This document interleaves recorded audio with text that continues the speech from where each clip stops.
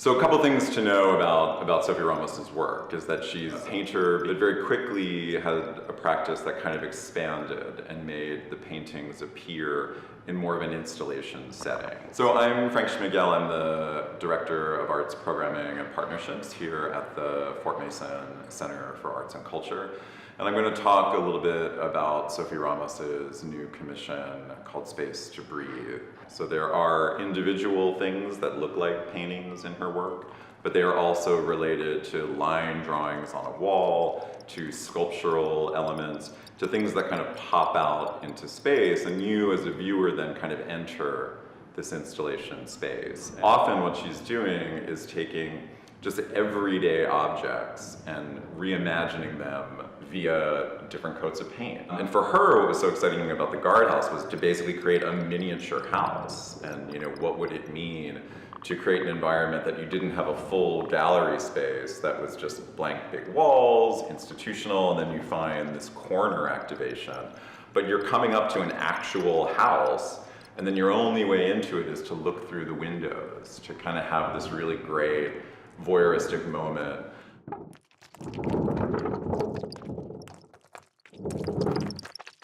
She was very interested in performance. She worked with Chris Wood to invite Rachel Cleveland and her ensemble, and also Lacey Johnson and Dorothy Wang to do an opening night series of performances. In Rachel's ensemble's case, the piece is called Moving In. What Rachel did that's interesting with her dancers, it was the one time a public could see people in the actual guardhouse itself. So the windows were up, the performers began inside of the guardhouse with a series of kind of just very everyday movement pieces, kind of signaling outside of the window. And then they actually moved out. What they did that was a lot of fun was they started moving the sculptural elements out of the piece into the plaza in front of it.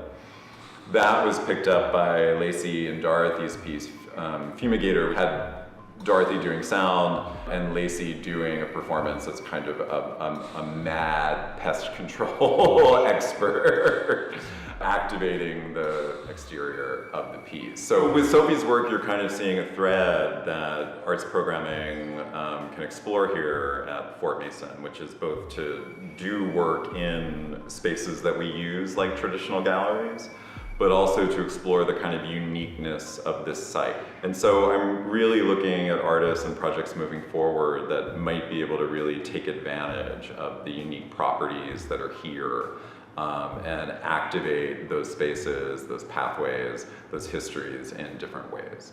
The piece will have additional performance activations in the month of October, and it's up through the end of December.